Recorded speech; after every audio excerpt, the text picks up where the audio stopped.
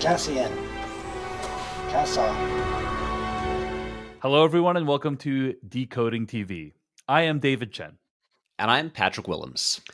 On today's episode of Decoding TV, we're going to be recapping and reviewing Season 1, Episodes 1 through 3 of the new Disney Plus series Andor. We are not going to spoil anything from any future episodes. That includes anything on the next time on preview, but we will be spoiling everything through episodes 1 through 3. And I'm really excited to dive into the show with Patrick H. Willems. We just announced earlier this week that we would be recapping the show on the Decoding TV podcast. We're really excited to have you here. I do want to point out that you can find more episodes of this podcast at podcast.decodingtv.com. That's for the audio version. Or you can watch it on youtube.com/decodingtv. You can also email us at decodingtv@gmail.com. I'm sure we're going to get a lot of feedback throughout the course of the season. We'll probably discuss it on the show. So before we get to the episodes, though, Patrick, yes, probably a couple things we should cover at the beginning of this conversation. Okay. One is we released our first recap preview episode a couple days ago, in which you and I reviewed and revisited the Gareth Edwards movie Rogue One. A Star Wars story. A Star Wars story. And during that conversation, let's just say I've gotten a lot of texts and tweets about our comments about the final Darth Vader sequence. You had texts? As in your friends were so concerned about things we said on a podcast that they had to text you about them. They're like, David, I'm worried about your safety and sanity because of these comments that you made. Now, to recap what our comments were, Patrick said something along the lines of, the very final scene of Rogue One where you see Darth Vader there is a perfect example of what is wrong with current day Star Wars storytelling. That it is kind of a higher, better CG version of what we've seen before, and it doesn't contribute anything to that story that they were telling right there. Now, there was some pushback to this that I think actually I wanted to present to you and see what you thought. But like the one piece of pushback that I thought was like actually pretty convincing is that final sequence in Rogue One is about Darth Vader being a badass, and it looks cool. And, I think that's part of our problem with it is like it's too much about that. But it could also be construed to be equally about the fear, the pain, the sacrifice of all the people who are like bringing that disc with the plans, and handing it off in a relay race style thing to get them off the ship. And that does, in fact, tie in with the rest of the themes of Rogue One, which are about sacrifice and what people are willing to do for a greater good. So I did think, I guess it does kind of tie in with some of the themes. It's not completely just unrelated. It's not like super rich, because you don't know any of these people, right? But at the same time, it's not completely disconnected from the rest of the film in the way that I think you and I might have implied. What say you, Patrick Willems? I mean, that is true. That it does, it does showcase rebels sacrificing their lives to get this message, this information, these plans, to their destination, which is what the whole movie has been about. The movie is about sacrifice. All of the heroes of the movie do die in the end. And that said, I still think I think it's a pretty well-directed scene. It is, it's fun, like on its own, like isolated from the rest of the movie. It's a fun little clip to be like, oh wow, here's Darth Vader being really scary. Oh wow, here's what it must be like to be a regular person going up against Darth Vader at the height of his powers and everything. I still think Darth Vader's mere presence in the movie feels like a tacked-on piece of fan service, as if they didn't have enough confidence. Again, this is, and we'll get into this in the episode, but Andor, the show, is in many ways what I really wish Rogue One had been, which is having the confidence to tell a story within the Star Wars universe without feeling the need to push in these like really familiar, popular elements to appease the fans. And to me, that's what Darth Vader in Rogue One largely is. It's just like, this movie's kind of risky because it's about new characters. So let's put a couple scenes of Darth Vader being cool in there to make people happy. And I still think it feels it is. I still just think it's unnecessary and indulgent, even if it does like tonally fit in with the movie that we've been watching up to that point. Well, listener, I tried my best. I will say that I think you're right that like it feels kind of like Darth Vader doesn't need to be in the movie. You could have a whole fine movie without Darth Vader. And also, it would have been nice to not have a Skywalker or someone from the Skywalker bloodline in the movie as a significant role. We came so close. However, Rogue One is about the Death Star, and that is a thing that we've seen before. You know, that is the primary thing that Rogue One is about. So, anyway, I had to give it a shot. Okay, totally fine. And look, it is literally impossible to voice any opinion on Star Wars at all without getting some kind of pushback. There is no uncontroversial opinion about Star Wars, except for maybe I think Empire Strikes Back is a good movie. And so, look, if people have problems with things I say about, you know, George Lucas's space stories, bring it on. I wanted to mention this Rolling Stone piece that was published this week. This was a piece by Brian Hyatt entitled "Inside the Making of Andor, the Star Wars Series That Changes Everything." What I'm about to read may be considered a very minor spoiler. I don't really consider it a spoiler, but if you're really wanting to stay spoiler-free, then just skip the next minute or so. But I thought that some of this stuff was interesting about how the show was made. Quote, Lucasfilm's original concept was for Andor to be a 5-season show, with each 12-episode season covering a year in the story. And both Tony Gilroy and Diego Luna initially signed on for that enormous commitment. Said Luna, I realized how much I missed this job and missed this character. But around the time they were shooting the show's 5th and 6th episodes in Scotland, the duo sat down, had some drinks, and decided they had agreed to an impossible plan. At the rate it was taking to make the show, 5 seasons would have turned out to be a commitment of 15 years. It was just like, we can't possibly do this, Gilroy said. It's a massive, massive undertaking, and Diego wouldn't be able to play a younger man over the next 15 years. We wouldn't be able to physically do it, and we were like, oh my God, what are we going to do? So at first it was desperation, and then a very lucky, elegant solution presented itself. And the solution was to push against the draw-it-out imperative of ultra-serialized storytelling in the streaming era.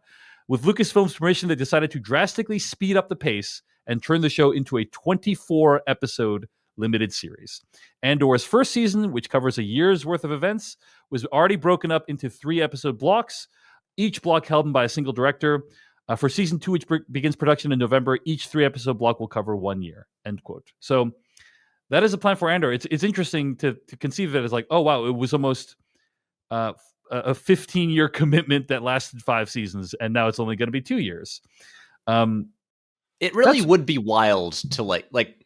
I think they made the right choice there because as much as obviously within the Star Wars timeline, this period, the period between episodes 3 and 4, is like a very fertile ground for stories. There's a lot going on. It's like the Empire at its height, but also that's especially for Diego Luna, who I just looked it up earlier, is currently 42. Asking him to play younger than he currently is for like a decade plus is like, it's a big ask. And I mean, that to me is the least problematic issue, because my response to that is Better Call Saul. Basically, Better Call Saul takes place before the events of Breaking Bad, and literally everyone's like decades older in that show, and it was fine. Like, there was no problems. That's a very good point. I retract my statement. But I can understand they're just like, hey, we're freaking exhausted after like working on this for 5 episodes. We cannot do another 50 episodes of this. I mean, Tony Gilroy is in his 60s. Yeah. Like, he's is he going to be, if they did that, it's like, okay, so this is basically everything he does for the remainder of his career. Mm-hmm. That's like it. Because he would be pulling a James Cameron Avatar, basically, if he did. Is like, does he want to dedicate the rest of his career to Andor and Star Wars? Probably not. I know. I will say, did you read from like maybe a week or so ago the New York Times interview with Gilroy? Yeah, you mentioned it on our last episode. Yeah. Yeah, I was looking at it again today, and I think that I think is really interesting, relating to the genesis of Andor, is the fact that they went through a couple versions of the show without Gilroy involved, and that's interesting to think about, because apparently they wanted to make a Cassian Andor show, which I think is an interesting thing in the first place, because he's like, as we did a whole episode on Rogue One, but I think Andor, like a lot of the characters in that movie, they have a really good actor who's like fun to watch. They have a really compelling beginning of a character, but they don't really get around to like fully fleshing that character out. It's and Andor in Rogue One, I'm like, oh, this person seems kind of cool, but it's not like he doesn't.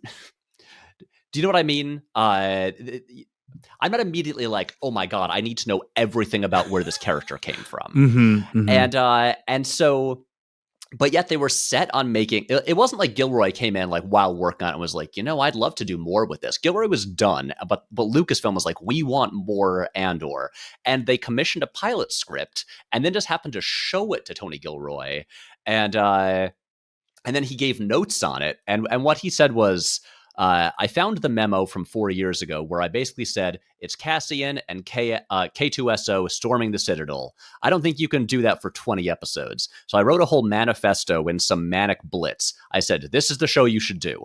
I sent it to Kathy Kennedy, and it was like, okay, well, we're not doing that. They tried another approach. When that fell apart, they read this memo over again, and suddenly what seemed insane 2 years earlier was starting to look good. That memo 2 is the years show earlier. 2 years earlier, a key statement there. Like they had tried for 2 years and couldn't figure out an approach that worked. Right. Basically, then, they basically like.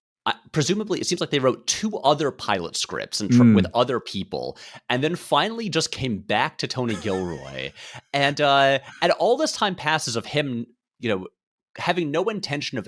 He just like threw out ideas. He was like, "If you make the show, here's what might be a fun idea," and fine.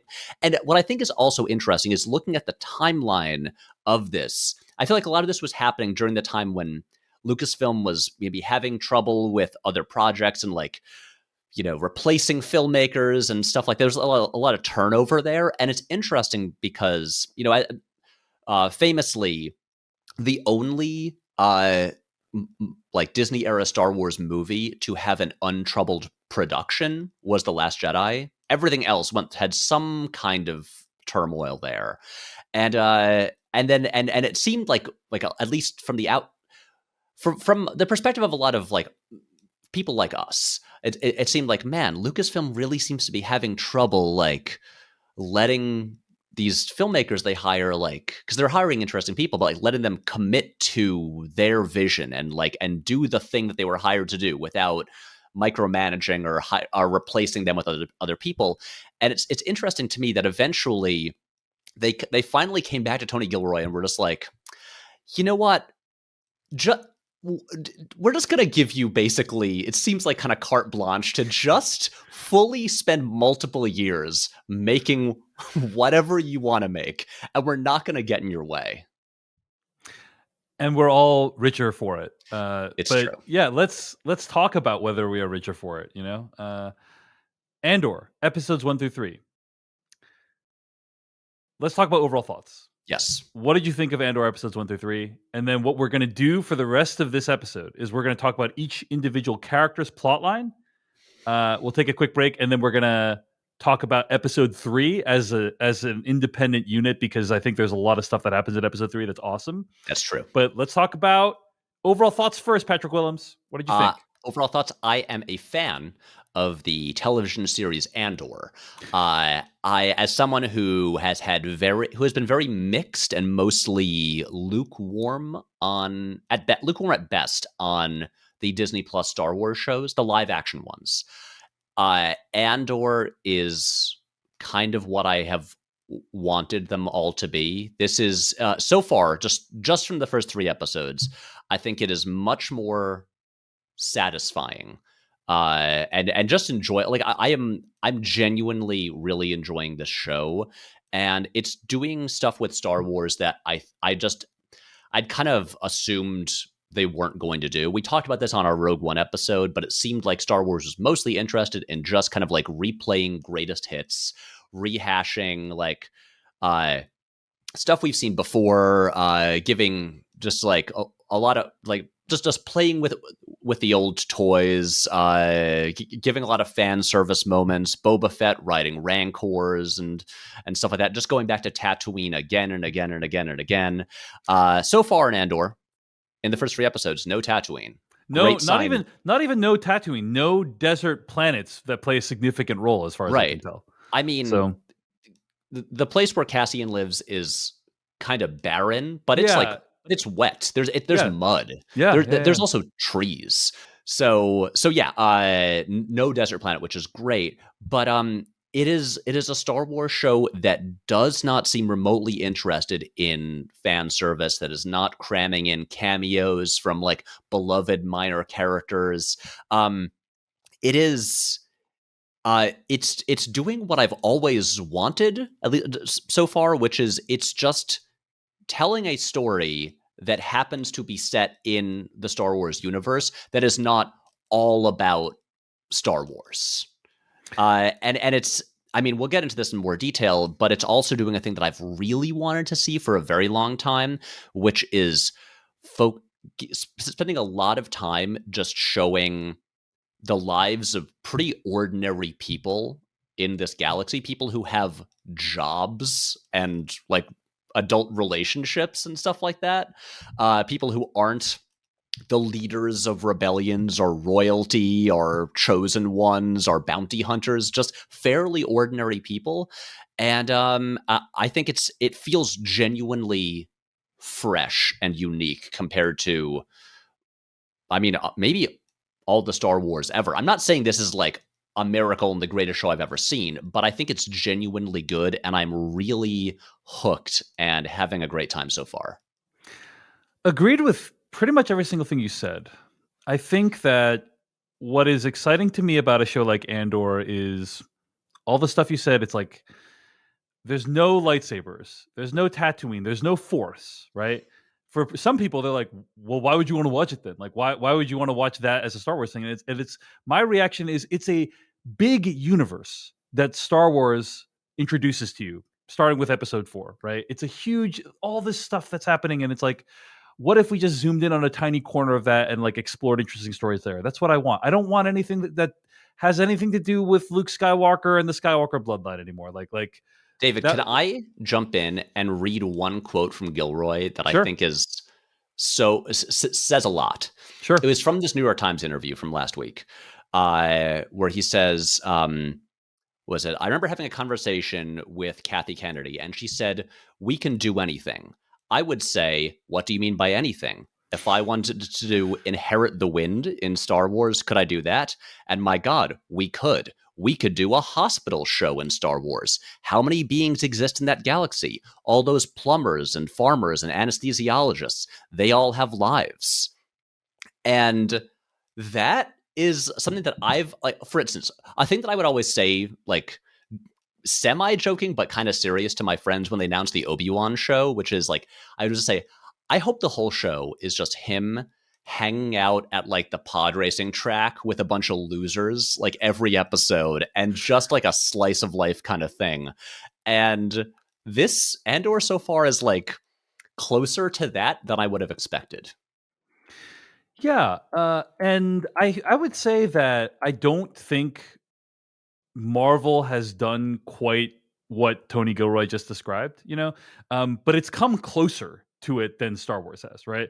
Marvel, I feel like, yes, most origin story movies are like pretty similar, but like at least there's like a little bit more variety in there than I feel like there has been in Star Wars. I do want to say that a lot of people did reach out after our last episode and said, hey, you should check out the Bad Batch animated show. Like that's really strong.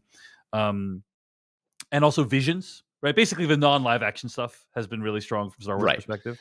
So I do want to note that it's not like Star Wars hasn't done that kind of exploration or interesting explorations at all. But I agree with you that getting a sense of what these other characters are like completely beyond the scope of our main story is more interesting to me at this stage of my life. It may not be for you who's listening or watching this, but it is for me. Now, of course, ironically, like Andor is a prequel series to Rogue One, which itself is a prequel to Star Wars Episode 4. So it's not like completely separated, right? There are going to be elements and there's characters, as we've seen in the posters, that will be in future episodes of Andor and that will tie into what we already know. But so far, I agree, episodes 1 through 3 feel really fresh and to feel like this series will be satisfying in its own right, completely separate from any knowledge you might have about Star Wars. That I don't know if that's going to be true by the episode 12. Like maybe Darth Vader and Luke Skywalker are going to show up and it's going to be like, oh, okay, well, guess we're back there again. But as of right now, it looks like they're telling a completely different kind of story, and I'm really excited about it. As in, there have been some, I'll just say, very stupid complaints on the internet about the lack of Easter eggs in this show, and which is one of the most depressing things I think I've ever heard anyone say about like film or cinema or at all.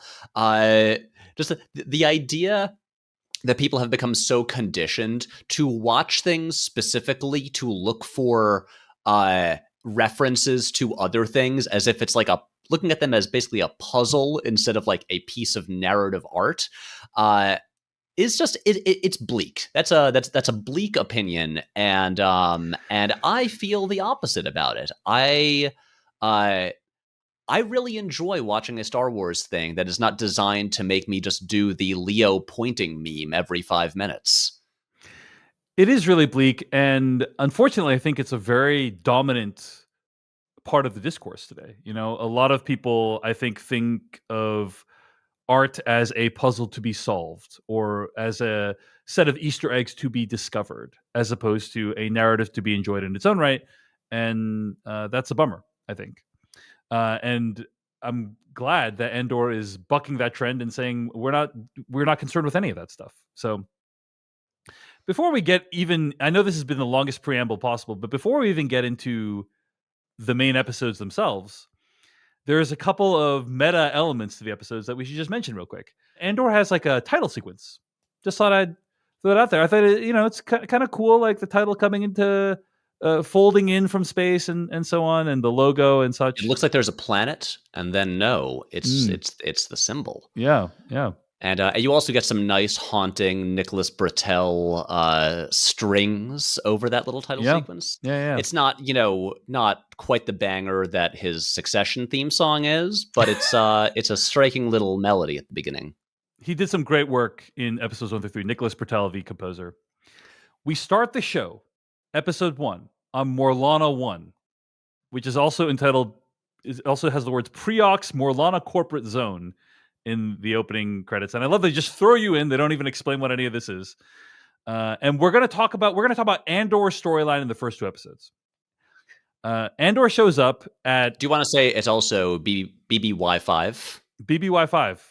What is BBY5, Patrick? I believe it stands for Before the Battle of Yavin, 5 years.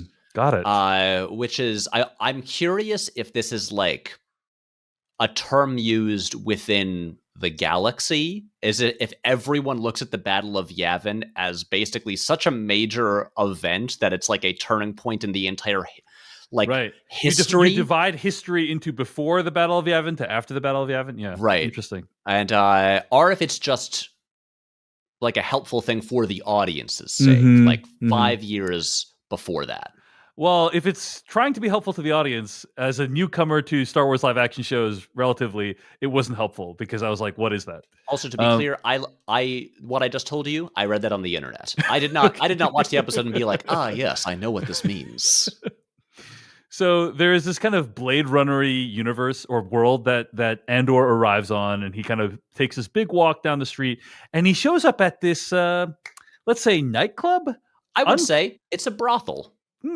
Is that? I don't think that's ever explicit though, Patrick. Like you don't know what they're going back there to do. Maybe they're taken back there and they take the dudes back there and they play some video games. You don't know what's going on. That is true. But based on the demeanor of the woman with the whatever her, I feel like we should have like the cast list and Yes. character name is right here. But the Yes. woman who Andor speaks with, who has an amazing look with hair with intensely horizontal hair. She just, I mean, again, Star Wars tends to give people cool, striking appearances, and she just looks really cool.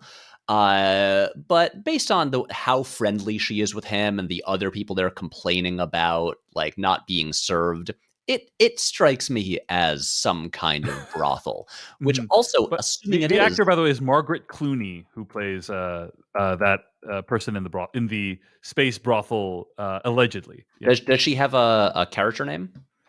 I think it's just called Hostess. Okay. Yeah, but I'm not sure. But I will say, if it is a brothel, as I believe it is, that is new territory for Star Wars, as far as I am aware, which is, I feel like kind of an early signal that this is going to, while not being like an HBO show, it's like a little more mature than previous Star Wars.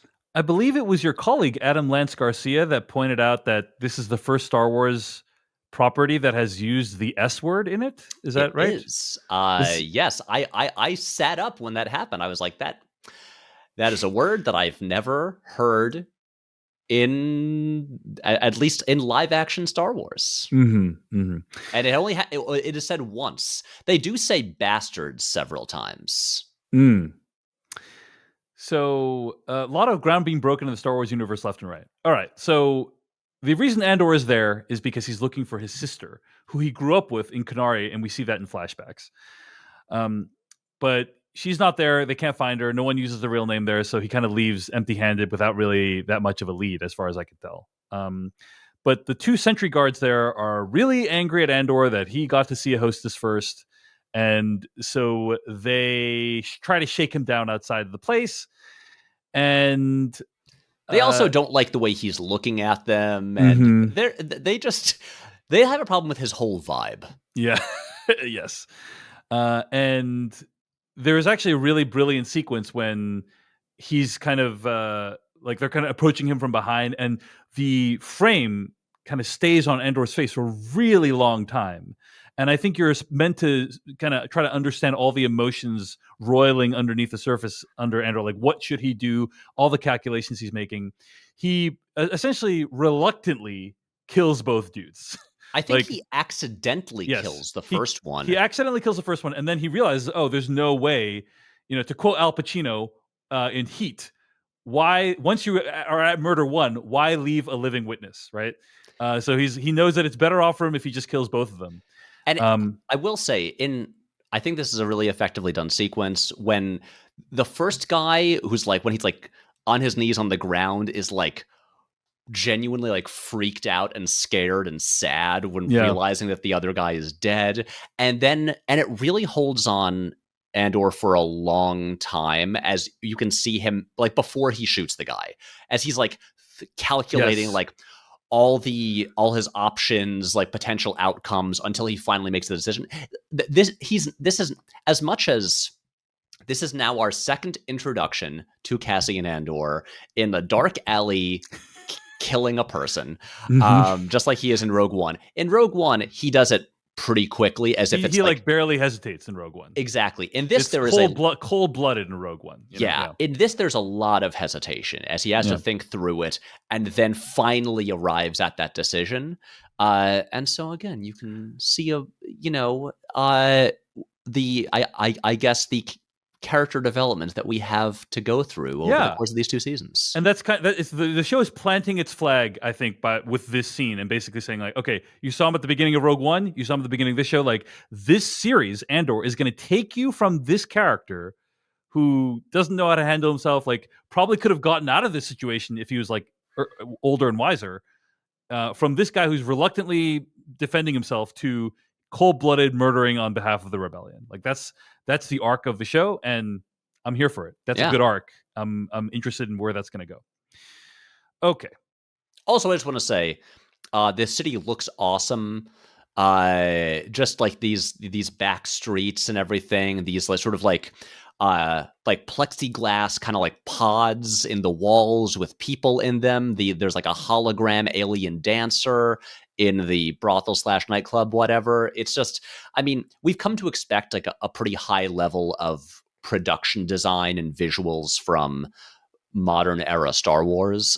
They have a really amazing team designing all of this stuff, and I really like the look of this place that is again called Morlana Corporate Zone. Yeah. And that's one of the most interesting things about the show, I think, is that it's about occupied territories. And the places that are occupied are largely administered by corporations or a corporate, a corporation, as opposed to like the military arm of the empire or whatever.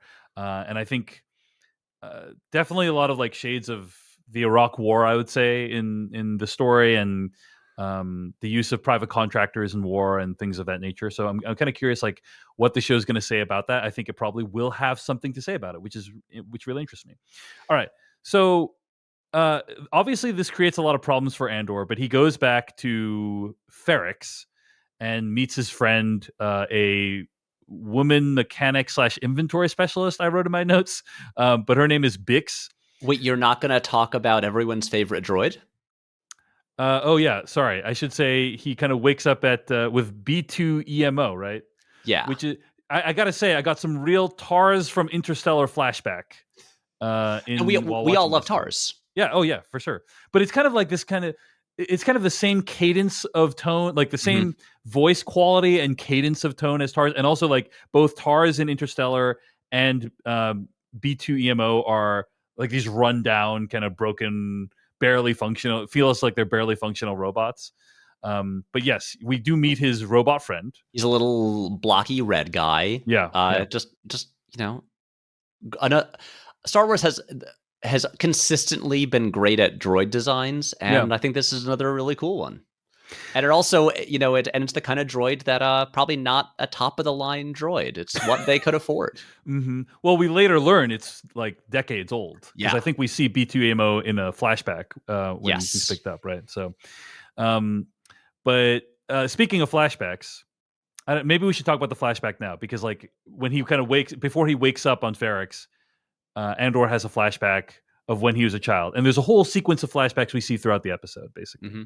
Well, throughout the episodes, 3 episodes, yeah.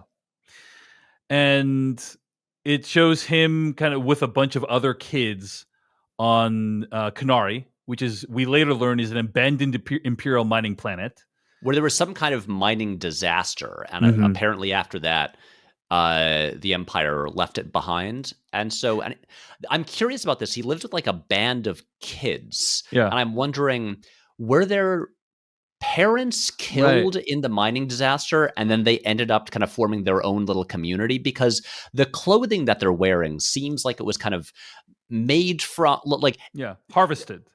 Yeah. Exactly. They're not making clothing out of like leaves and stuff. It's like these were like, these were actual like manufactured, like, clothing items that they've now kind of like refashioned and all of that. But he seems to live with this just, gang of kids in the woods, just other teens. And a really interesting thing about this is all of these sequences, they speak a different language. They're not speaking Basic, which is, of course, what they call English in Star Wars. But none of it's subtitled. Yeah, I was surprised at that. It was interesting. I watched the show on screeners, and I was like, are the screeners missing the subtitles? But no, when the final episodes came out, no subtitles. I was like, are the screeners malfunctioning? There's no subtitles on it. But yeah, really interesting decision to not have any subtitles on what they're saying. Yeah, and you can figure it all out, and like it's very easy to follow. You can figure out like, oh, here's his sister, and he seems to be called Kassa or Kassa, not Cassian, on that world. And also in the Rolling Stone piece, they mentioned that this was I don't think it was entirely to explain this, but this also gives an in-universe origin for Diego Luna's accent and why, because he is from Mexico in the real world, and the rest of the cast is not. It's largely Americans and Brits. Yeah. And so putting him on this other planet makes sense. He has a different accent than everyone else. Yeah. I thought all the other stuff on that planet was really interesting. I was just like, wow, I've never really seen anything like this before, and then when this ship crashes, I guess it's an Imperial ship is my sense, right?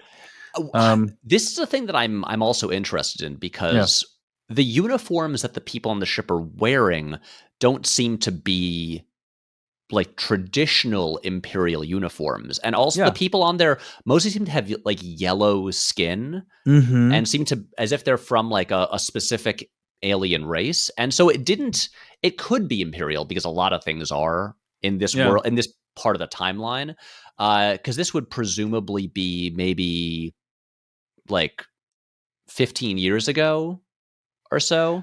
First of all, I don't think the yellowed skin, I believe, is due to like poison that was released or poison something. Yeah. But yeah, it could be.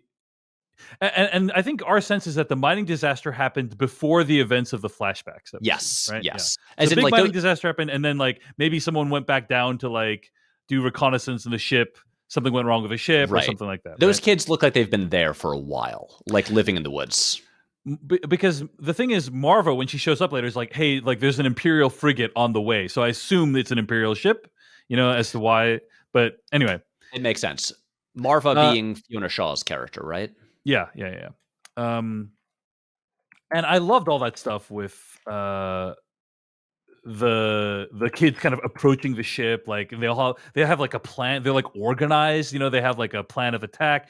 I was like heartbroken when that one of the lead child got shot by the guy that woke up, and then like all the kids descend on that guy, and it's like a really scary with their blow darts, right? Yeah, they have blow darts like ready to go, and they put like 18 blow darts into the guy. It's really like a harrowing sequence. It is, really well done. And also it seems like these kids lived in like a more advanced civilization and then ended up kind of, like moving to the woods probably after the mining disaster. But it's kind of, from what I can recall, other than the Ewoks, have we really seen many like indigenous people like living in this kind kind of society in Star Wars? I mean, maybe you would know more than me, but yeah. I mean, Tusken Raiders a little bit, but it's very rare to see people in Star Wars living in like tents in the woods. Yeah. And really covered in dirt. So, young Cassian decides to stay behind, even as like the rest of the kids kind of get out of there. Goes to investigate the ship, starts smashing, like sees himself in a mirror, and then that was a cool moment too, because he's like, oh, there's no mirrors where they are probably, so it's interesting to see himself reflected in a piece of technology. Then he starts smashing everything, and I assume that was because he was upset that they had killed his friend, but I didn't know what your interpretation of that was. That was how I took it as well. Yeah. I didn't read it as he hates the little face paint stripe he drew on his chin so much that he's just gonna throw a fit about it. Yeah, I assumed it was just because it kind of. I mean, honestly, there's like a lot of things that could have potentially triggered that. He seems to be living a difficult life. But yeah, he does start smashing up the place, which is when I believe that's when the other characters show up, right? Yeah, Marva and her buddy, and they are clearly, I think, scavenging the ship for like energy cores or what have you. And so they show up, they get there, and then she's like, I'm not going to leave this kid behind to die because there's all these dead people outside. They're going to blame the kid. They're going to enslave him. They're going to kill him, whatever. So she just kind of hastily takes him. And I mean, that whole sequence is awesome too. I mean, it happens in episode 3, but her friend says to her, hey, like you better think about this. And she's like, oh, there's going to be plenty of time for that. And like kind of knocks him out, like gives him some kind of injection, and then like takes her with him, and then you as the viewer, you're like filling in what the whole rest of the story is, and it's just a wonderful moment when you're like, oh, I get it, all like locks into place for you, like Right. what Andor's relationship with Marva is, how they met, how Andor got to be on Ferrix at all, like all why no one knows he's from Kenari, like all this stuff is just answered in that one scene. It's very satisfying narratively, I thought. It is. And also you realize like, oh, he's probably been looking for his sister for this entire amount of time, because that time when he leaves her with the group to go check out the crashed ship, and the last shot of episode 1 is the camera pulling away in this wide shot of his sister staying behind at the camp. And so this whole time, just because Marva takes him with her just to escape in time, so since he looks like about like maybe 15 or so, he's probably been trying to find the little sister that he left behind. Indeed. So that is go ahead. There's one more thing that I want to mention. I'm trying to just find his name, but Marva's friend with her on the ship, is that Clem? I believe it's Clem. Yeah, Clem Andor is played by Gary Beadle. Don't they mention in the present day in episode 3? Weird that that's probably why his name is Andor, right? Yeah. Yeah. So anyway, exactly. go ahead. I'm trying to see if Fiona Shaw, if her name is credited as Andor as well. No, she's just Marva. She's just Marva. Oh, no. Well, on IMDb, take that with a grain of salt. She's credited as Marva Andor. Okay, so maybe so they're married then. They're not just friends. It seems that way. Yeah. Or they could be. Yeah. I was gonna say they could be brother and sister, but I don't think that makes sense. So they are. I think they're married, and Andor is their new child, basically their adopted child. Right. Gotcha. What I was going to say was, in the present day, in episode 3, don't they mention that he was killed? I think that's right. I don't recall though. Like specifically, I believe he was like specifically like executed for something. Oh yeah. I don't think it's episode 3 though. I'm pretty sure it's like episodes 1 or 2 that's maybe revealed. Yeah. I believe that is mentioned, but and I'll go back and check. I will. I don't think it is episode 2. I think it might be 3. All right. Well, anyway, we will confirm this by next episode of this show. Yes. So anyway, that's the Kenari flashback stuff. Anything else you want to say about that before we move on? No. Okay. Oh, really, really awesome sequence, I thought. Yeah. All well done. He's still in the present day. We see that he still has his kind of like staff blowgun thing in his bedroom next to a little bantha toy.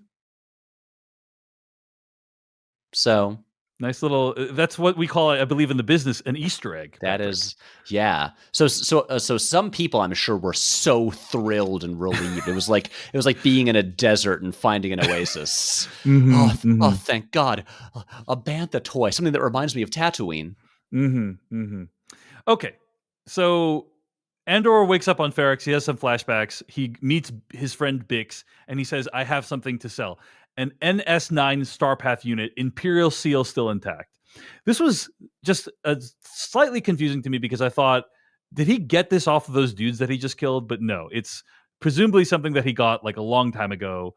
And then he reveals later on in episode 3 how he got it, right? But it's apparently something he's been hanging on to for a really long time to unload in just such an emergency as the one that he's in right now, right? Yep. Bix, we learn, is kind of having a relationship with her coworker Tim, who does not know anything about the relationship that Andor and Bix have. Bix agrees to contact her buyer, who we later learn is a character named Luthen, played by Stellan Skarsgård. I got the impression that at some point Cassian and Bix probably dated or had a thing. Yeah. And because Tim is clearly jealous Yes. of like anytime she's talking to Cassian, he's like watching them and not into this, and which becomes a major plot point. But yeah, nothing is ever said explicitly, but I just got the vibe that they had a thing before, and now it's their relationship is mostly, just like business transactions. I didn't necessarily think they had a relationship, but I think that what is clear is I think Bix and Andor connect on a level that is different than Bix and Tim.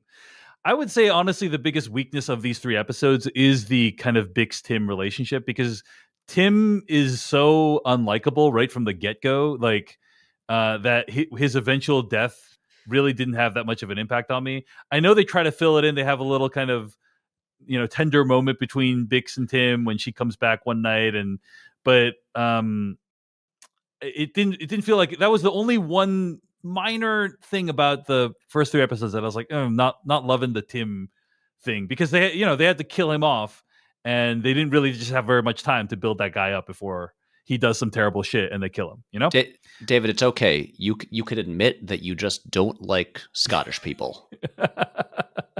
Thank you for giving me the space to do that. Of course, but I mean, yeah, like I don't think Tim is like, he's not like intensely unlikable, but he's just like right away you're just like, oh, he's like, this is a guy who's just always like grumpily like watching them, like like from the background being like I don't like you, Cassian Andor, get out of here. So also, he's like hanging out at the bar. He's like maybe drinking a bit too much and making some questionable decisions, stuff like that. And I will wait. Actually, never mind. Go ahead. Well, yeah, I was gonna say we also learn a few other things about Andor in the first couple episodes. Andor like owes people money. He meets a character named Vetch and Nurchi on the street that try to get money from him. He's swapping chip logs on this ship, and his guy says, he says, I want to leave it better than I found it. And his friend says, the way you always do, the Cassian way. And you get the strong feeling that he's being sarcastic. Like, Cassian's kind of a mess up. It kind of seems like he's not widely well regarded. He's not like a widely respected person on Ferrix, is what I can tell, right? Yeah, no, he's just he's in debt. He's mooching off of everybody. Yeah. He's like, he borrowed a ship to fly to Morlana 1. Like, that wasn't his ship. He's broke all the time. I mean, his whole income is just from like stealing stuff and then like reselling it. Mm-hmm. Like he's not especially good at what he does. And people don't seem especially fond of him. Like, they tolerate him, but he doesn't have like with the exception of what's his name? Sorry, I'm looking it up. Brasso. His friend Brasso, the guy who works at the place with the gloves. Yeah. Brasso, it seems to be one of the only people who like actually likes Cassian and will help him out for reasons other than like business reasons. Right. Well, you bring up the gloves, and I actually think that's a great touch. I thought the way that Ferrix is depicted feels very lived in, feels very realistic, but the idea of the glove wall is an interesting one, because I realized like, oh, I've never seen anything like that before. And I think the implication of the glove wall is this is an extremely tight-knit community. Like, everyone knows everyone. So the reason they could leave their work supplies up on the wall is because no one's going to steal them, because everyone knows each other. And I think events later on reinforce this idea. How tight-knit this community is. Yeah. Yes. Yeah. And it's also, it's cool to see like a regular workplace. This is like kind of like a construction site or something. Mining, they do mining as well, I think. Yeah, but like, it's like all, everyone's going to work and they put on their work gear. And again, we don't tend to see a lot of that in Star Wars, just people with like blue collar jobs. But okay. Are we saving like deeper analysis until a little bit later? Because there's I feel like the scene here is a really good example of I think one of the show's greatest strengths. Which scene specifically? The scene where Cassian goes and talks to Brasso. Yeah, go ahead. That happens early on. So Yeah. So basically, because Cassian, knowing that, last night he ended up killing some people, and this might cause complications, and so he goes and meets with his friend Brasso, when he gets off work, and is just basically just like, hey, like. Here is please go along with the story I'm making up about us hanging out last night to give me an alibi for where I was if people end up asking about that. And it's a thing where, without him saying explicitly like, hey, I'm in a tough situation, I need you to lie for me, he's just basically just says like, hey, where were you last night? No, here's what happened, and here's what we did, and here's the timeline of events. And then Brasso immediately starts like yes-anding him. Yes. And contributing more details to their like fictional story about the events of the past night. And what I think is what I really like about this show is that there are so many characters that are introduced over the course of these few episodes. And these are brand new characters to Star Wars. And in every case with these characters, every character has more going on and feels like they have more of an internal life than we're used to.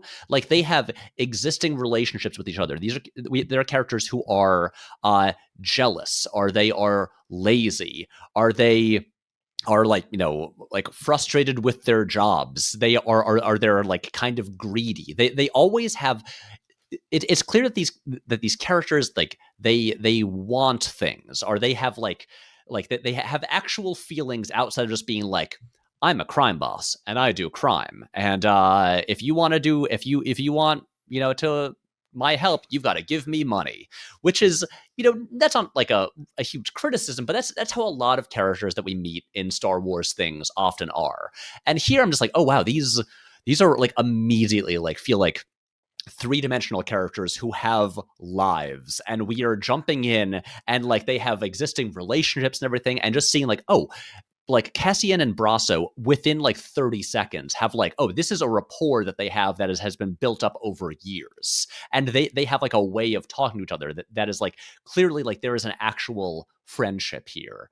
And it just, again, it feels like I'm praising a show for doing the bare minimum, but I don't think that it's that case. I think this is a show that is very good at immediately making every character feel like a human being, not just like a stock character, designed to serve one purpose. Yes. Agreed. At the same time, wow, we're praising a show for characters with internal lives, but you take what you can get. Yeah, but because also, if Brasso were just like, a one-dimensional cartoon who shows up for like one scene, we also wouldn't really be complaining about that. We'd just be like, oh, that's fine. But the fact that like, oh, this little character feels like he has more going on, it's like, that's not the bare minimum. That is going a little bit above and beyond. Yeah, and I did love that interaction they have, and Cassian I don't think he explains like what actually happened. He's just like, he doesn't say anything about it. It's just, it's clear Brasso can read between the lines that he's doing a favor because something happened last night that might be bad for Cassian, and he's going to help out his friend. All right. What else happens in the first two episodes? Andor convinces Bix to call her guy, Luther.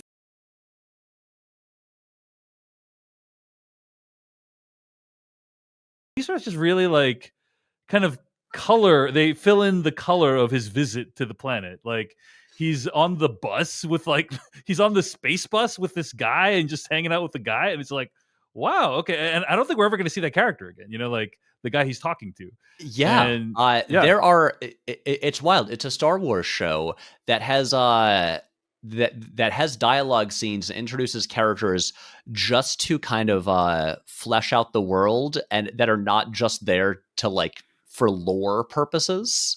Mm-hmm. But yeah, I will say, Cassian Andor does walk a lot. There is, I know, Matt Singer on Screen Crush wrote his review of the show is basically just about Cassian Andor walking and a list of all the parts where he walks. And I will say, in the first 2 episodes, there is, I didn't think while watching, I was like, man, I think it's because they unlike the other Star Wars shows, which are largely shot using the volume, the ILM stagecraft technology with like the LED walls, on Andor, they built immense sets. Like they basically built like several acres of Ferrix, of this city, to shoot on practically. And it almost and a couple times, and this is a very minor complaint, I was kind of like, are they just really trying to get their money's worth and showing as many shots of Cassian walking down streets as possible just to put all the money on screen? Because, it does show him walking from one place to another a lot. Indeed. But I didn't mind it. He's he's got a good gait. He does. He has a cool Diego jacket. Luna. Yeah, cool jacket, got a good gait. So. There's often fun little aliens in the background that I love to look at. All right. I think that's most of Cassian's storyline until episode 3. But before there is him, like,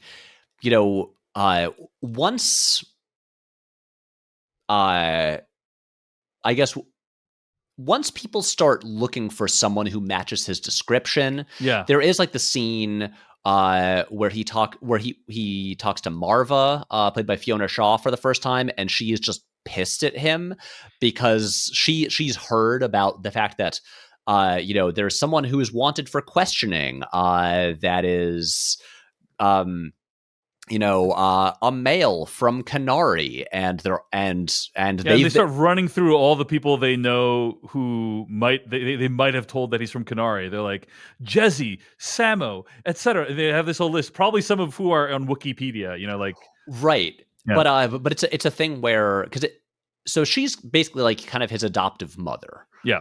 And it seems like he like does live with her most of the time. Mm-hmm. And she's just like, it's like there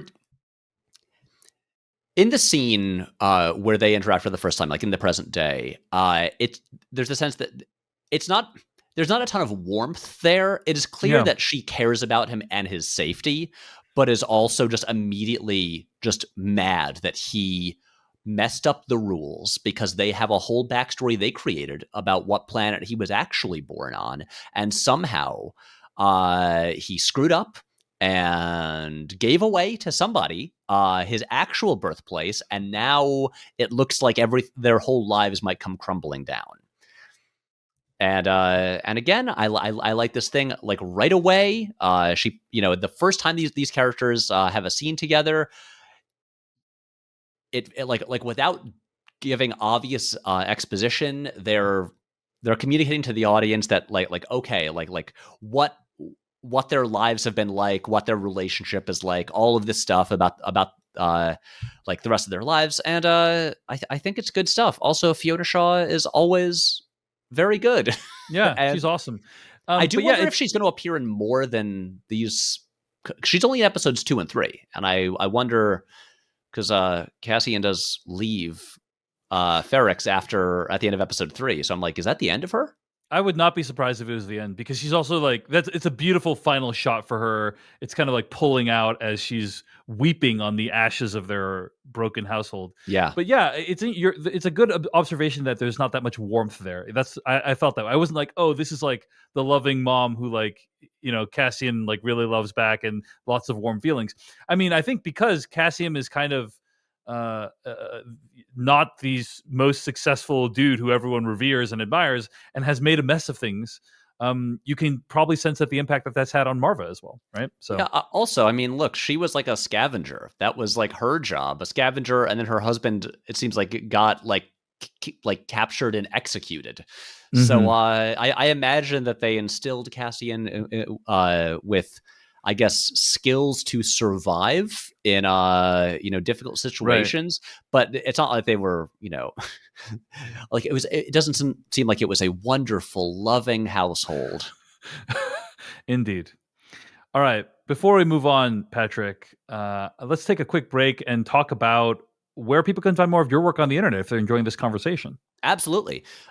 So most of what I do on the internet is I make video essays that are usually about movies, and you can find those over at youtube.com/Patrick H. Willems. That is the URL.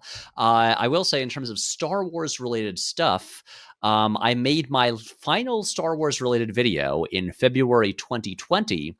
So if you want my feelings about Star Wars, you'll have to dig a little bit to go back there. And then I'm on the social media platforms at Patrick H. Willems. All right. And I do just want to shout out that Decoding TV covers a lot of different shows. Right now we're covering She-Hulk with Siddhant Adlaka. We're covering The Rings of Power with Don Marshall. We also have a separate podcast called The Kassa Kings covering House of the Dragon. Be sure to check all that stuff out at podcast.decodingtv.com or at kassakings.com.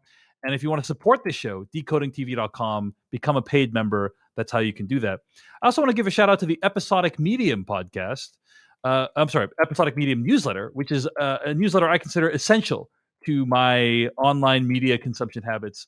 A lot of former AV Club folks there writing about TV. Check it out at episodicmedium.substack.com. All right, Patrick, talk about the other plot lines in this episode, or these series of episodes. Yeah. Morlana 1, corporate security headquarters. 2 men are dead. And Kravis is one of them. He's one of the most unpleasant people I've ever met, says Deputy Karn's boss. And there's this wonderful interaction between Karn and his boss where they kind of run through all the stuff that's happened. And the boss is like, honestly, amazing scene, because the boss puts the whole thing together in like 10 seconds. He like understands everything that goes on. But Deputy Karn will not be cowed. He's like, he's a young upstart. He does things by the book. And he's like, that could have easily been me that got killed on that planet. And I want to make sure we get to the bottom of this. This is the thing that I mentioned before about the scene with Brasso and these characters having more going on than we often encounter with a lot of Star Wars characters.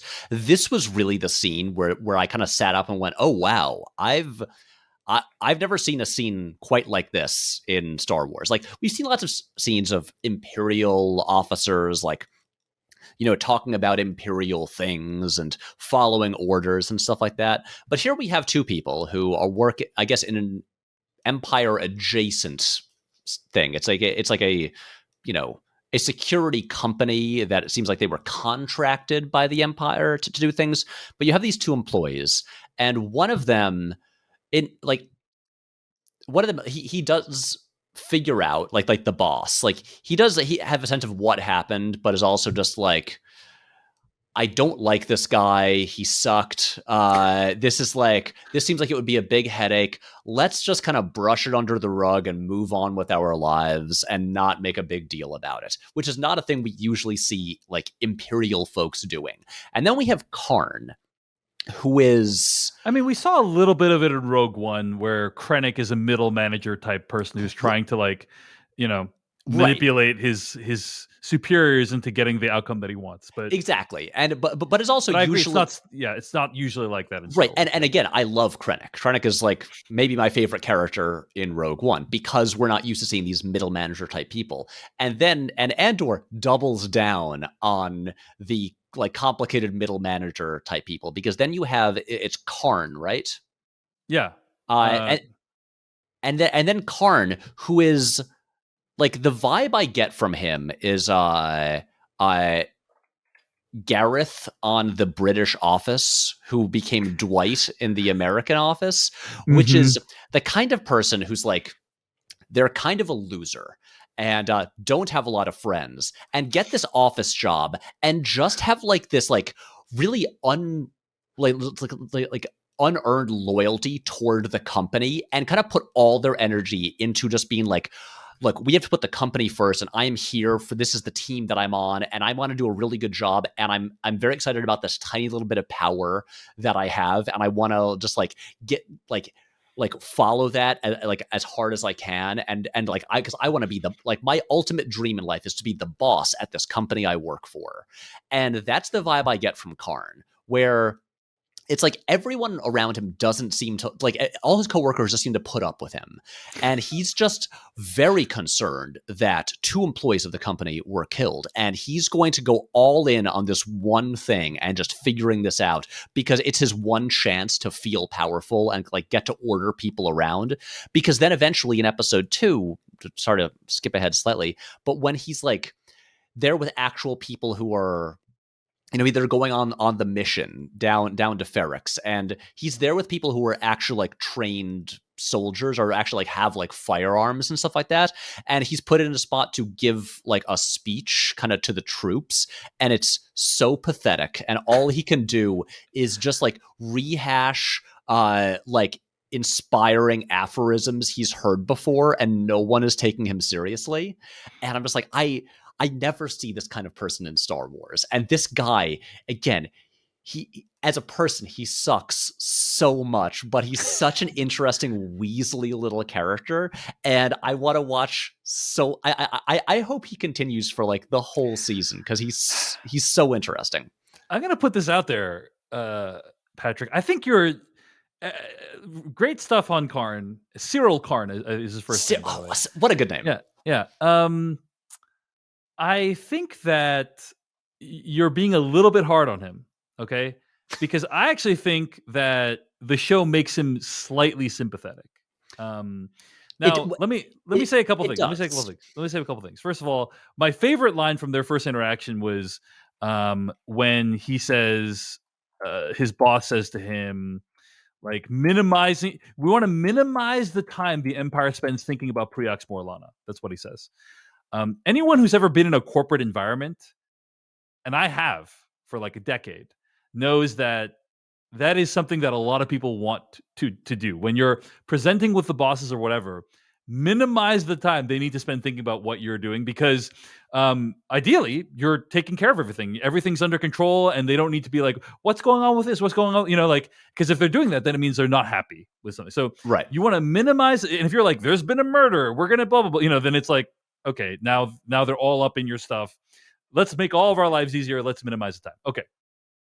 I do think that the show goes to great pains, Patrick, to establish that there are other people sympathetic with Karn's position. Sergeant Linus Mosk shows up later on. Also a great name. And like, everyone just has the perfect name for what they look like and what their character does in this show. It's right? true. And Linus Mosk shows up, and you know, he and Karn have a conversation, and Karn's like, yeah, I wanted to get going on this as fast as possible. And, you know, Linus is like, I agree. We need to take a stronger hand with these planets that we're all, you know, like, there is, yes, Karn is a douchebag. And if he was in the office, he'd be the most annoying person there. A lot of Tracy Flick energy emanating off of Karn. Can I also add that he, on his own, modified his uniform and did some slight tailoring on it, and like adjusted like the color piping on it, because that is how seriously he takes his job. Yes.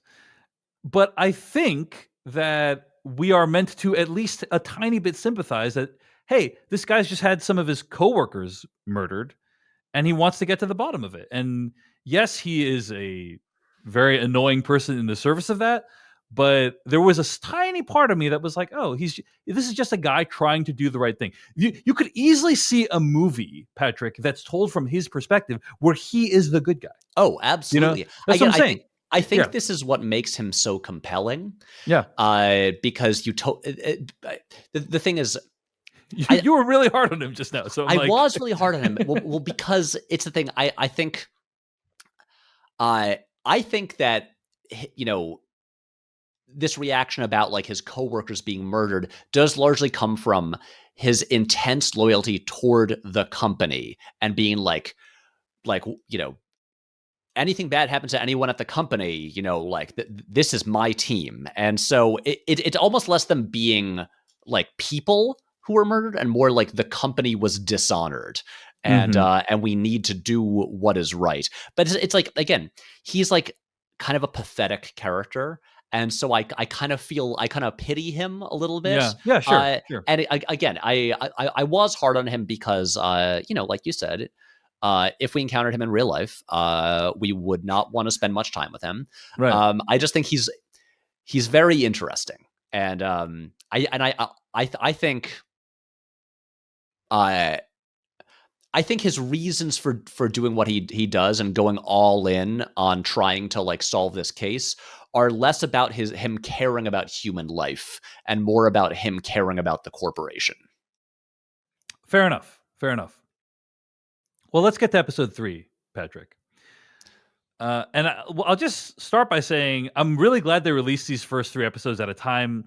I think you were right on when you said the boundaries between episodes felt fairly arbitrary. Like, I think I said that off mic before we started recording. Maybe, but I think it would have been fairly unsatisfying if they just released like episode 1 by itself. These 3 episodes really feel like they form a 3-episode arc. Like they are like their own standalone movie.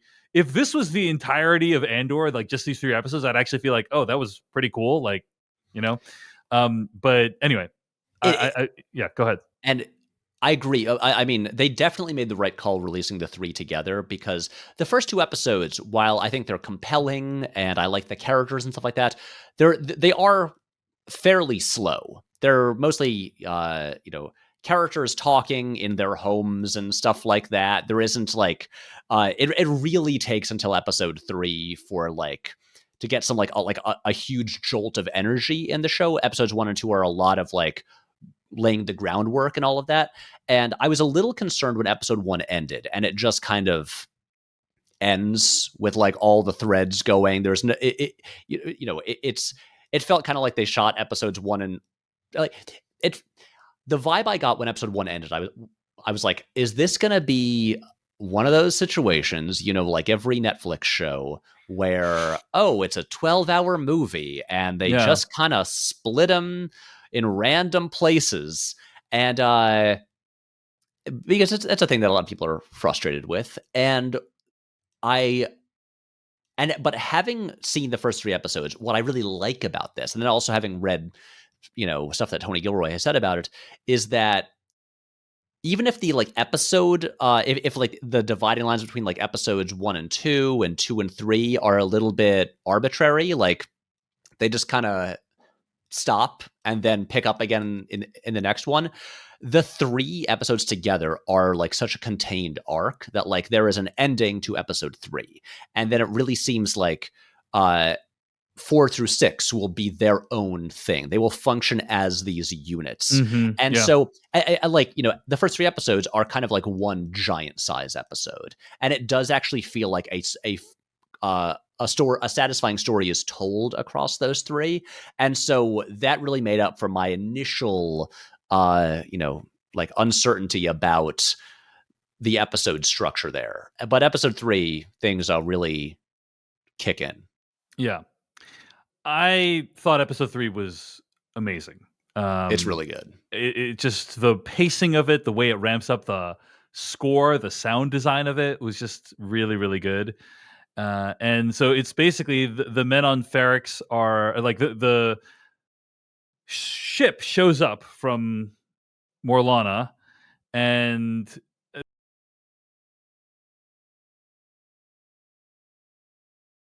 comes out of Lightspeed, like it starts deploying these shuttles onto the surface, and the whole episode is basically what happens when these corpos in this universe start occupying the land that they are supposed to be in charge of, and catastrophic things ensue. By the way, in the Andor universe, ACAB stands for all corpos are bastards.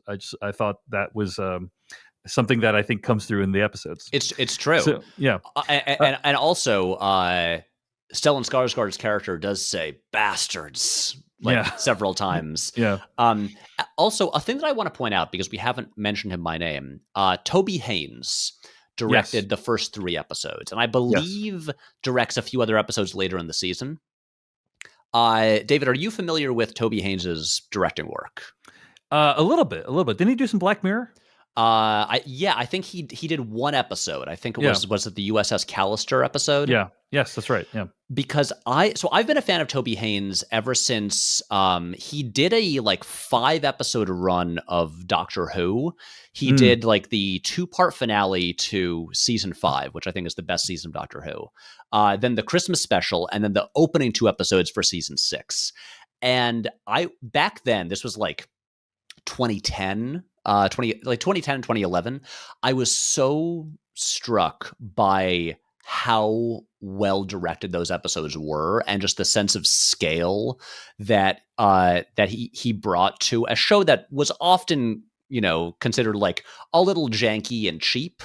And it felt like just him coming on and directing those episodes felt like a huge upgrade to just the visual presentation of the show. And like right away, I was like, okay, I need to remember this name, because I think this guy is one of the best TV directors I've seen come along in a while. I've been wondering, like, when is he going to get hired to like make a movie or something? And I saw other TV stuff he did over time, but I was so excited when he was announced to be doing Andor, because I was already looking forward to the show, and I was like, okay, this guy doing Star Wars, I think he's going to be really good for this. And in these episodes, as much as there are like visual similarities to like the general aesthetic of Rogue One, like a lot more like handheld stuff, like very naturalistic lighting, the kind of thing that like Greg Fraser and Gareth Edwards established there. We've highlighted so many really good directing choices over like in our discussion so far, and I really think he like has kind of raised the bar for the Star Wars television. Like, having seen all the live action Star Wars TV so far, I think this is the best directed stuff that I've seen. Awesome. Certainly I think he's super talented after watching this set of episodes. And episode 3, I just think, is a high watermark. It begins when these guys, the Corpo, show up on the planet, but then basically the tension escalates as things slowly spiral out of control.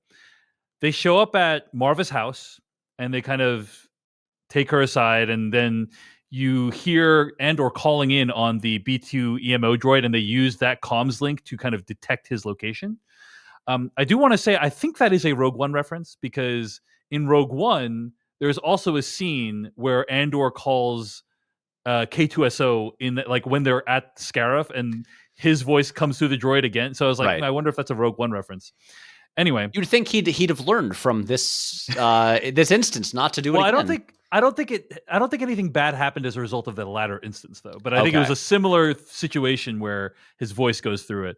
Anyway, and then at the same time as that's happening, Andor is encountering Luthen, and they have a whole conversation in this like really coolly designed warehouse hangar thing with all this stuff hanging above that becomes useful for the action scene later. Yeah. And it's really a cool conversation, because you learn, like, everyone's kind of playing poker with each other, and they're like, what do you know? What do I know? And it comes out essentially that Luthen wants to recruit Andor, whoever, and he wants to recruit Andor and /or whoever is behind Andor, the guy. Because yeah, go ahead. They named the character Andor just to create awkward sentences like this one. Yes, indeed. And he's like, I don't know if you're the guy who stole this unit, or you are representing him, or you're with him, but like, I'm looking for the guy who like stole the unit. And then it's a really cool conversation where he says, how did you steal it? I'll give you another 1,000 credits. He has so much money to throw around. Yeah. I'll give you another 1,000 credits. And he's like, I just walk in, and people, they don't even care. They are so arrogant. They think no one could possibly walk in and just take things out from under them. It's a great scene of dialogue, and it's obviously like really I think it's going to be very thematically resonant with what the show is trying to say about occupiers and their arrogance, and like how that all plays out. It's awesome. This is what the stuff is. At the same time as that, it's like intercutting between that and like things escalating like outside of the warehouse. Mm-hmm. There's a big action scene that happens in the warehouse. Pretty good action scene, Well, I mean, the move where Stellan Skarsgård, or Luthen, reveals that he had rigged an explosive charge on the entrance, so he's all set for like, oh, if they come in after me, I'm gonna blow them up. I'm good. It's amazing. It's amazing, and he just like does it so nonchalantly, like, well, like Arnold Schwarzenegger in True Lies, like, here's my invitation, like, kaboom, like, yes, it's amazing. And what's also fun about this is the stuff that you just mentioned with Cassian, talking about, the arrogance of the people who run everything, that like they never expect that someone like me can just stroll in and steal from them. But it's interesting because like Cassian obviously, hates these occupying forces, does not like the Empire and stuff like that. But he has not been on any crusade to stop them or do anything to them. He's just trying to survive here, and seeing him get brought into the rebellion this way, of just and Luthen just kind of like, it almost kind of reminds me of like the early scenes in Men in Black with Tommy Lee Jones and Will Smith. Of just like the older person like looking like at this younger person being like, oh, they have the right skills and kind of the right attitude to like be very useful, even though they don't really know that the thing I'm from exists or what it is at all. And watching this, watching this develop and watching like how he gets brought in. He basically gets brought into the rebellion just because he wants to get away, just like because it's kind of a way out of a bad situation. And again, I like it because we're used to Star Wars being like pretty simple about being like, like there's the big evil fascist bad guys, and we're gonna join the fight against them because it's the right thing to do. And I like that it's all a bit more complicated here. Well, you're saying it's born out of self-interest in this scene, yes, right? But later on, I think it will go beyond self-interest. Also, like in terms of the action scene that happens, kind of a cool like the stuff falling down from the ceiling, cool concept. Also, just like the cool idea of, hey, there's this extremely valuable box that is like back towards the entrance, and like Andor really wants to get it. It's a very minor blocking decision of like they walk to one side of the room, the box is on the other side of the room, and then like all of a sudden all hell breaks loose on the other side. But it creates a sufficient amount of tension that I quite enjoyed the scene. Also, the NS9 Starpath unit can track every Imperial coordinate for 9 parsecs. Apparently, that's why it's so. You looked that up, didn't you? No, I just recalled it instantly. But also, like, what's interesting is that. Like he's like, how do I know it works? And he's like, well, if you plug it in, it instantly loses value. It's like a Star Wars action figure, basically. Like if you take the wrapping off, like you can, it's no longer untraceable anymore. Right. Which I thought was a fine touch. So anyway, okay, so they get out, and what is awesome about this whole sequence is, this like they start like banging. All the townspeople start like banging on metal stuff in the background, with this rhythmic fashion, and we also didn't mention on Ferrix, like at the beginning of every workday or whatever, there's a guy that goes up to that tower and no, it's like every workday, I think. But he does it multiple times. Well, he does it at the beginning and the end of the day. Sure, exactly, and he kind of bangs on this gigantic like gong style unit metal thing that creates this noise, and so they're very into the banging on metal things in Ferrix. I think is kind of what we learned. And I mean, like when they introduce the gong guy, it's the kind of thing that I love, where it's just like pretty quickly they're just fleshing out like the culture of this place. Like this is one of their kind of like daily rituals. And it just, again, it makes the place feel more lived in. Agreed. But I just love what a great system, and it's like, it is very intimidating and very unsettling. And it's not like, what are these guys going to do about it? They can't like arrest every single person that's doing it, because there's like hundreds of them that are doing it. So it's like, doesn't make any sense. So it's like a smart system for fighting back. And then basically at one point, like just cool badass thing after cool badass thing happens like in a row that it's so much stuff that I'm like, I'm barely processing what just happened that was awesome, and now there's another awesome thing that's going on. But it starts with them, like Andor basically getting the drop on Cyril Karn, right? And he's like, how many people are with you? And Karn's like, I don't know. And then Luthen's like, okay, I'm just gonna kill this guy. And Karn's like, okay, there's like 12 of us, which is like a really like no. He's given them important information that's going to compromise his men now, right? Mm-hmm. And then they decide to not kill him. They tie him up so he can like live to see the humiliation. There's a guy that accidentally kills Tim, and they're like, oh, we got to cover this up. Get on the ship and get out of here. And then you see that his friend, what's his name? Brasso? Brasso, yeah. Has attached a gigantic piece of metal to the ship, and so he like takes off and he can't take off, and then the piece of metal gets caught in something and the ship like swings to the side and explodes. It's great. And then and also just like because they just planted the seed for that, because we knew Brasso worked at this kind of like mining construction place, and they're basically right at his workplace, so it's like totally within the skill set they've established. Totally. And also like you see that Brasso has said goodbye to Andor. He knows that these dudes are looking for Andor, right? And so he's trying to help his buddy out. And then Mosk, like it was almost comical because Mosk like turns and he looks. He's like, "Oh my gosh, are they behind us? They must be surrounding us right now." And it's just like literally like 3 dudes that have done like all the damage that he's talking about. And then of course the sort of final sequence that happens is a self-driving vehicle takes off down the street. And they blow it up, and then all the corpos... It's a speeder, David. Okay, fair enough. And all the corpos crowd around it, and then, like, Stellan Skarsgård's Luthen, always really good with the explosives. He, like, swings by on another... What is that called?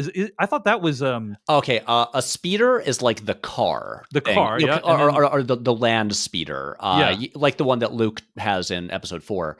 And then they're on a speeder bike. That's on Episode 6, basically, right? Yes. Similar to Episode 6, right? So, and they whiz by on a speeder bike, and then Stellan Skarsgård detonates the car, and it kills multiple corpos on the way. And it's like this big cathartic moment of like, this is the end of the action scene that's been building up for like the last like 20-30 minutes. And you really just get a sense of like Karn is just completely effed because he was not even supposed to be investigating this at all. Now he's gotten several of his own men killed because of his own incompetence. And did you not feel any sympathy for Karn in that moment, Patrick Willems? A little bit. I mean, again, as a pathetic figure, where I'm just like, this guy is not even very good at what he does. Like, yeah. Again, in his quest to feel a small sense of power. Yes. Look what he did. Yeah. Because he thought they were just going to arrest one guy, and he mostly just got unlucky because he ended up in a situation with like what seems like a rebellion leader who's like very skilled, who's both very rich and also very skilled with like guerrilla combat tactics. Yeah. It's as you do sometimes. It happens. Who among us hasn't had that happen to them? I mean, it's been a while for me, but yeah, we've all been there. I will say, I also just really liked when the speeder bike is escaping as they're heading back to Skarsgård's ship. Just the aerial shots that show us a bit more of Ferrix, and just like like the what seems like farming fields, and just like it's this. We all love to see more of the worlds in Star Wars, yes, and this stuff. It fills it out a little bit more. Just like the care put into the design of like these like 4-second shots. I love it. I am looking forward to the scene next episode, I assume, when Karn is going to get his comeuppance for his terrible decisions. That's going to be like, I want to see Karn meeting his boss again. That's going to be an amazing scene, I hope. Yeah. So, I just want more Karn. I'm just like, A thing that I'm very curious about is because a lot of the like behind the scenes material and interviews about the show have talked about the huge sets they built for like the city on Ferrix, and it seems like we might be done with Ferrix now, and so I'm wondering like, man, if they built all of that for like 25% of the season. And I was also thinking when I was rewatching episode 1, I was like, I'm guessing that the opening scene of the first episode on Morlana 1, that was redressed sets from Ferrix. Like there's a part where Andor is like walking down some steps down a street, and there's also steps in like a Ferrix one. I was like, just thinking logically about like, Disney has a lot of money, and this is an expensive show, but I'm just like, like there's still efficient ways to do this. And I was thinking like they probably redressed the sets for that. And so I'm curious, like, what are we going to see next? Are there going to be other cities where they built like 3 acres worth of streets for it? Because they're not. I mean, I'm sure there's a little bit on there, but like they're not just using LED wall backgrounds for every single scene like the other shows. And so I just want to see what locations we're going to see next, because we're into the next like story arc starting next week. Indeed. A couple of the things I want to mention.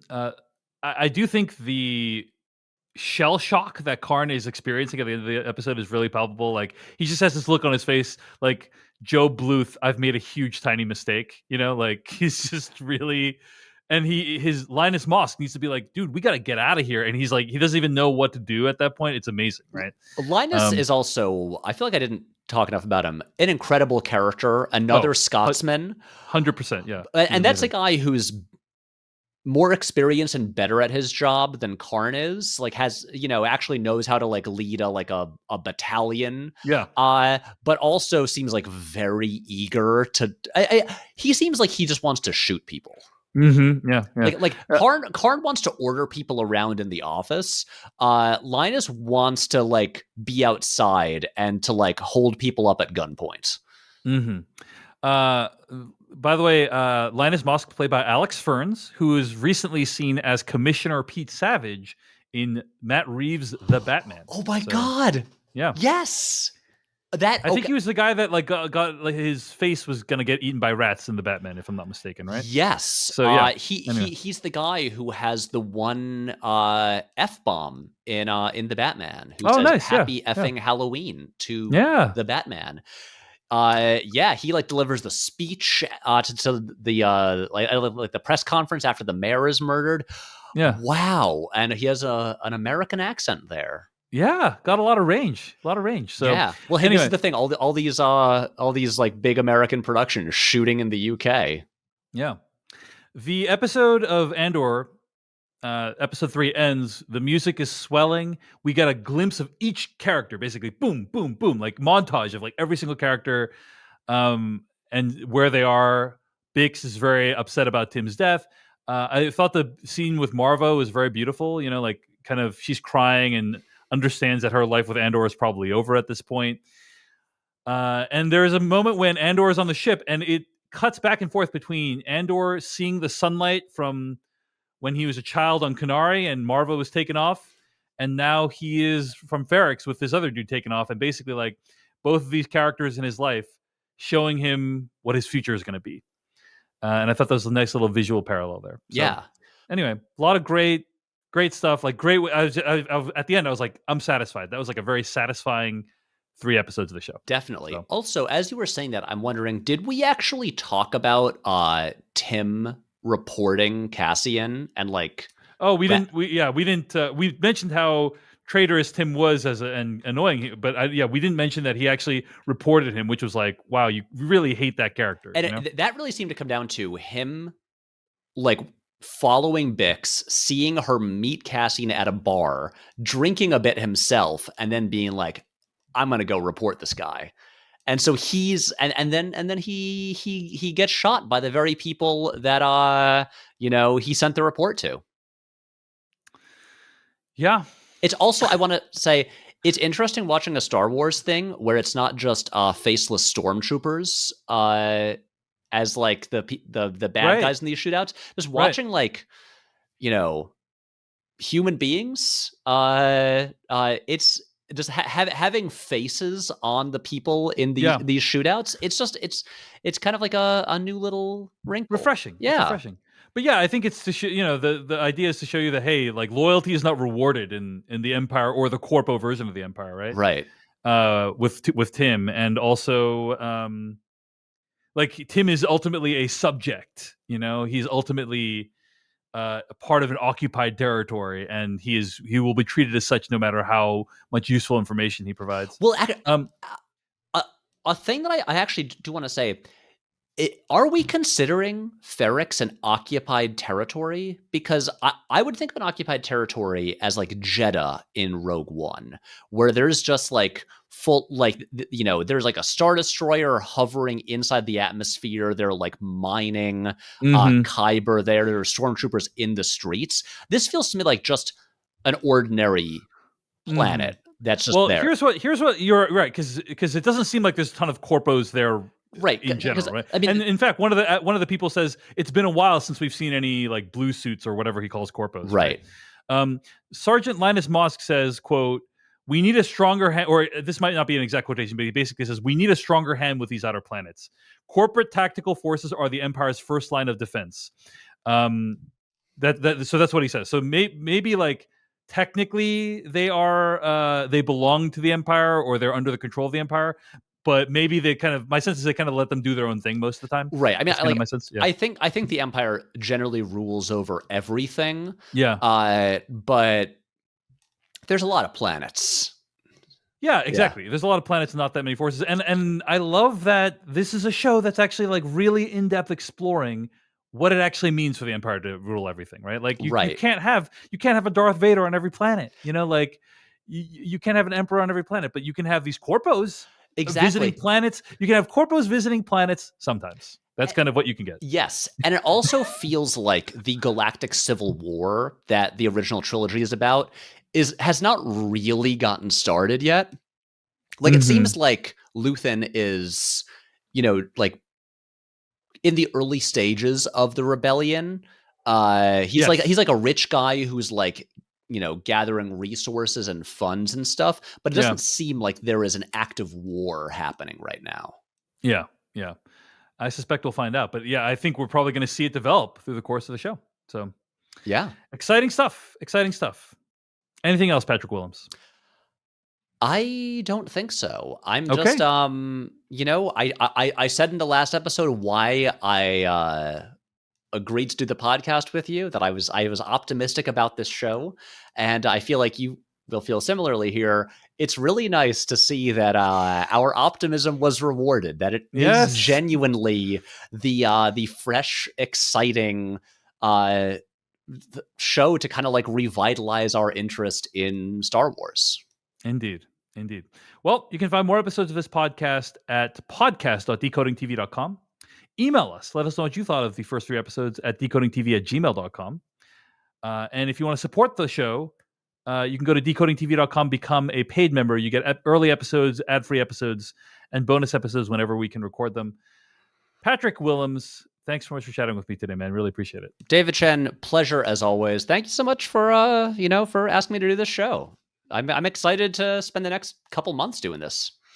Indeed. We'll see you next week for another episode of Decoding TV covering Andor. Thanks for listening. Goodbye. Yep.